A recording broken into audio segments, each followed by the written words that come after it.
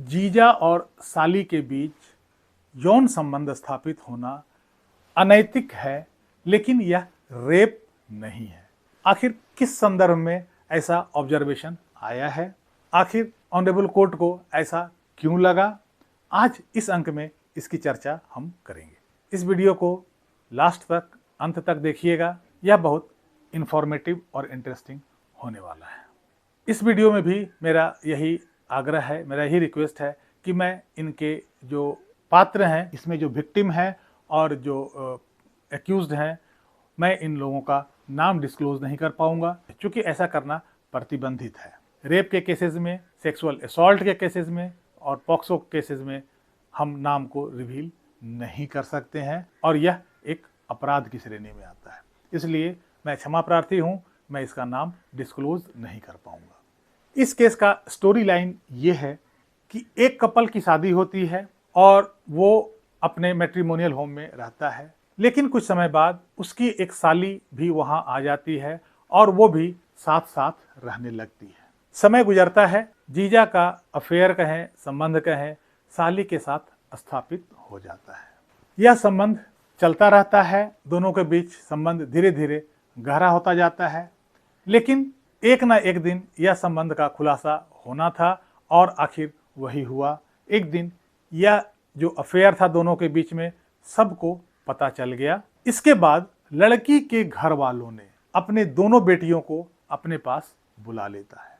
मतलब लड़के की पत्नी और लड़के की साली दोनों को वो अपने घर बुला लेता है और उस आदमी के खिलाफ, मतलब अपने दामाद के खिलाफ, वो 366, 376 और 506 धारा के तहत मुकदमा दर्ज करवाता है।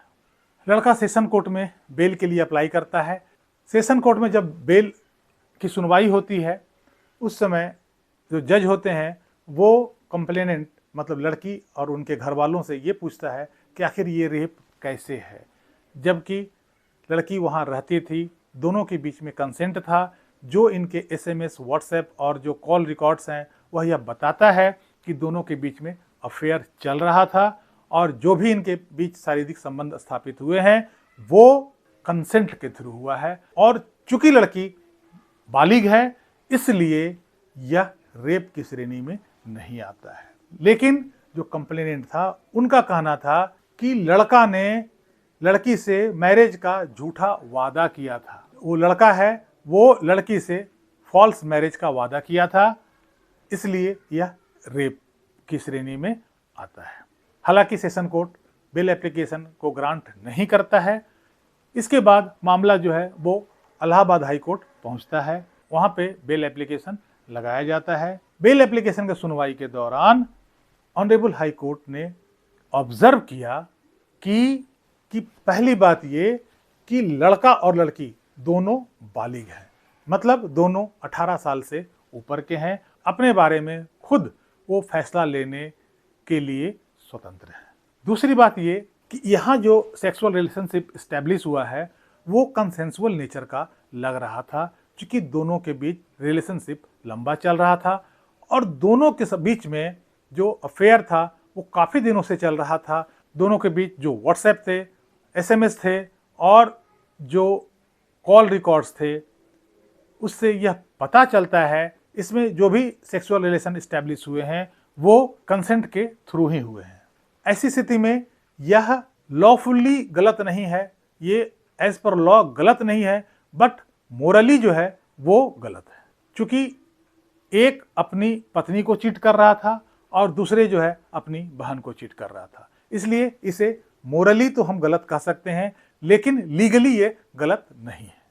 तीसरी बात जो ऑनरेबल हाई कोर्ट ने ऑब्जर्व किया कि लड़की चूंकि समझदार है, 18 साल से ऊपर की है, बालिग है, तो शादी का फॉल्स प्रॉमिस कैसे वो एक्सेप्ट कर ली, कैसे उसे समझ में आया, क्योंकि लड़का जो है उसी का बहनोई है, उसी की बहन से उसकी शादी हुई है और जब एक बार लड़के की उसकी बहन से शादी हो गई है तो लड़की से वो शादी का फॉल्स प्रॉमिस कैसे कर सकता है और कैसे वो इस बात को मान सकती है। अगला ऑब्जर्वेशन जो ऑनरेबल हाई कोर्ट का रहा है कि पुलिस के सामने जो लड़की बयान दी थी उसमें उसने रेप को एक्सेप्ट नहीं किया था, उसने इसे रेप नहीं बताया था। लेकिन जब मजिस्ट्रेट के सामने लड़की जब बयान दी तब उसने कहा था कि हाँ उसके साथ रेप हुआ था और उसके साथ प्रॉमिस ऑफ मैरिज किया गया था। तो कुल मिलाकर कोर्ट ने यह ऑब्जर्व किया कि यह कोई रेप का मामला नहीं है और जितने भी धाराएं इसमें लगाए गए हैं वो एक फॉल्स या ज़बरदस्ती का केस बनाया गया है। चूँकि लड़का जो है लड़की का सगा जीजा है और दोनों के बीच में काफ़ी समय से अफेयर चल रहा था, तो यह संबंध जो है वो अनलॉफुल तो नहीं कर सकते हैं, लेकिन हाँ यह इमोरल जरूर है। लॉ के हिसाब से, कानून के हिसाब से इसमें किसी भी सजा का प्रावधान नहीं है, लेकिन नैतिक रूप से यह गलत जरूर है। यह कहते हुए ऑनरेबल हाई कोर्ट ने लड़के को जमानत ग्रांट कर दिया। कैसी लगी ये जानकारी कमेंट बॉक्स में जरूर लिखिएगा। वीडियो को लाइक कीजिएगा, चैनल को सब्सक्राइब कीजिएगा। मिलते हैं अगले अंक में कुछ नई जानकारी के साथ।